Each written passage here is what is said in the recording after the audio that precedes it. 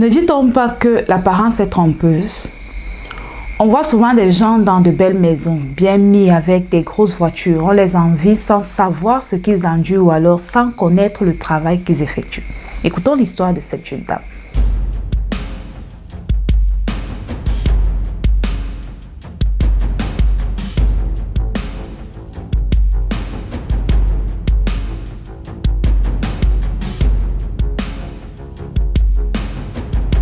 Je m'appelle Marie, j'ai 34 ans. Je vis à Yaoundé, au Cameroun.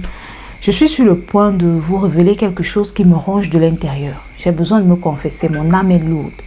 Peut-être qu'après cela, je pourrai enfin dormir la nuit sans entendre leurs cris dans mes rêves. Vous voyez, je ne suis pas celle que les gens croient. Le jour, je tiens un salon de beauté. La nuit, je vends des vies humaines. Je fais partie d'un réseau de trafic d'êtres humains, oui. J'enlève des personnes, je détruis des familles, je prends ce qui est irremplaçable, des organes humains.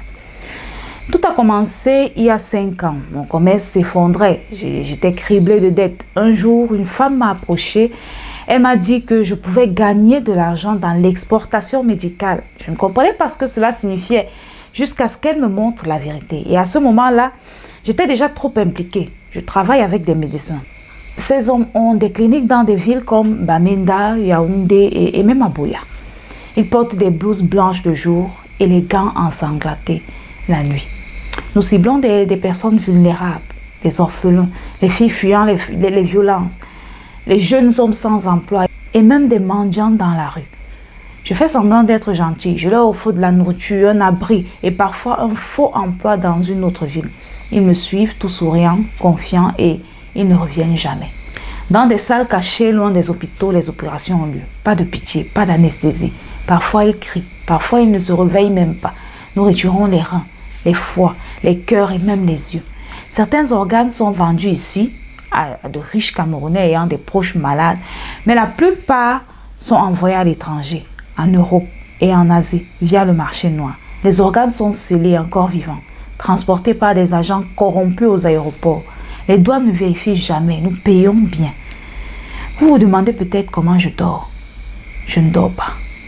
Une fille me hante plus que toutes les autres. Elle s'appelait Emilienne. Elle avait 15 ans. Je lui ai dit que je l'amènerais à Yaoundé pour travailler comme aide ménagère. Elle m'a serré dans ses bras et m'a dit « Merci Tanti, que Dieu te bénisse ». 2 jours plus tard, je l'ai regardé se vider de son sang sur une table en métal. Son cœur est parti en Chine. J'ai enterré ses vêtements derrière ma maison. Parfois, je sens son parfum dans le vent. Elle ne me quitte jamais. J'ai essayé d'arrêter, mais ils ne me laissent pas. Les médecins, les clients et même des policiers, nous sommes tous complices. Si je parle, je meurs. Si je fuis, ils me retrouvent. Je suis piégée dans une prison que j'ai construite moi-même. Je voulais juste que quelqu'un sache, que quelqu'un porte mon secret. Je sais que Dieu me punira, je le mérite. Mais peut-être, juste peut-être, quelqu'un lira ceci et sauvera la prochaine Emilienne.